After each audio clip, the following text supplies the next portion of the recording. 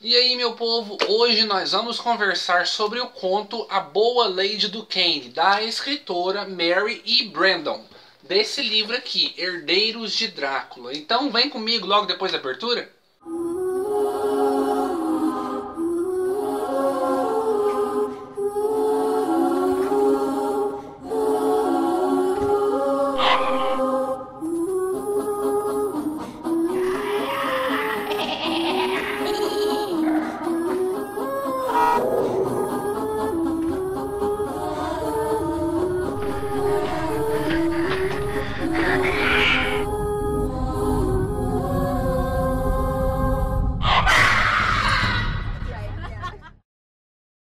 Então, gente, hoje a gente vai conversar sobre esse conto aqui, A Boa Lady Duquesne, que foi escrito pela autora irlandesa Mary E. Brandon. O conto foi publicado em 1896 em uma revista e saiu pela primeira vez aqui no Brasil nessa edição aqui, Herdeiros de Drácula, que foi lançado pela HarperCollins.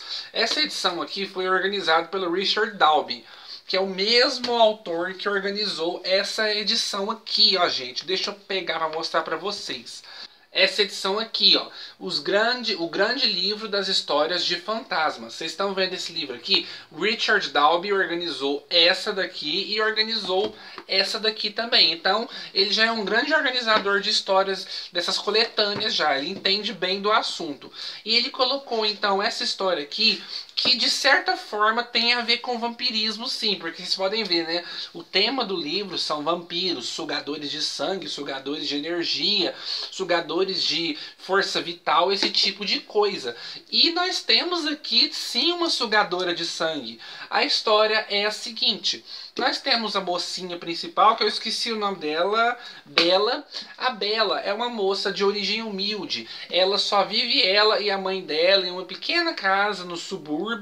A história se passa lá por 1800 e pouco. E elas vivem na Inglaterra, se eu não me engano. Elas vivem lá pelo subúrbio, numa cidade, numa casinha bem pequenininha. Elas passam muito apertado financeiramente. A mãe dela costura mantas de cama para alta sociedade, para as damas da corte, para as pessoas mais abastadas de dinheiro, para esse povo mais rico aí. E é assim que elas sobrevivem. Então, a Bela, ela está procurando algum serviço, algum trabalho para uma dama.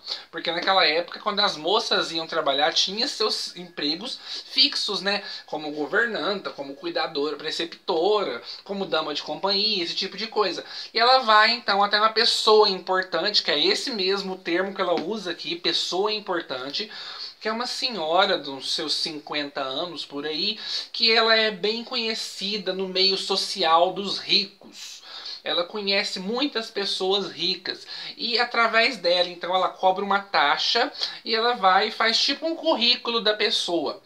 Fez então esse currículo da Bela e fala que vai indicar a Bela então para serviços como dama de companhia na alta sociedade. Só que a Bela, como é uma moça muito simples, ela não tem a leitura muito boa em outras línguas, ela mal sabe ler o francês, ela não sabe bordar e costurar igual a mãe dela, ela não é prendada, digamos assim, como as damas de companhia são exigidas naquela época. Então para ela vai ser um pouco mais difícil, além de que ela exige um salário. E as damas de companhia naquela época só se contentavam somente com ter uma casa para morar. E já é mais difícil para ela. Então a coitada da Bela vai esperando esse tempo, vai esperando, até que um dia ela recebe um chamado dessa pessoa importante, dessa senhora, mandando ela ir lá no escritório dela urgentemente, que apareceu um serviço. E ela vai lá então e ela encontra uma velha, mas bem carcomida mesmo, bem velha, bem decrépita mesmo, muito velha. De acordo com as palavras dela, uma velha que só se encontra em caixões. E essa é a Lady Duquesne, que já é uma senhora viajada, muito rica, que anda com uma empregada francesa, com um médico italiano e agora procura uma boa dama de companhia. E elas vão então para a Itália. E na hora a Bella fica toda feliz, eu vou aceitar sim, ainda mais que ela fala que vai pagar 100 shillings por ano pra ela. Ela fica toda feliz e tá certo, isso vai ajudar muito a minha mãe, esse dinheiro, eu vou sim. E ela vai então com essa Lady Duquesne pra Itália, e ela começa a chamar a Lady Duquesne de a boa Lady Duquesne, porque ela é muito boa com a moça, ela tá sempre deixando a moça passear pelas montanhas, só que ela tem uma única exigência, ela quer que a moça se mantenha sempre saudável. Porque as duas anteriores damas de companhia da boa Lady Duquesne morreram de forma misteriosa.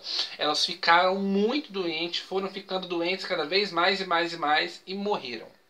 E ninguém sabe por quê.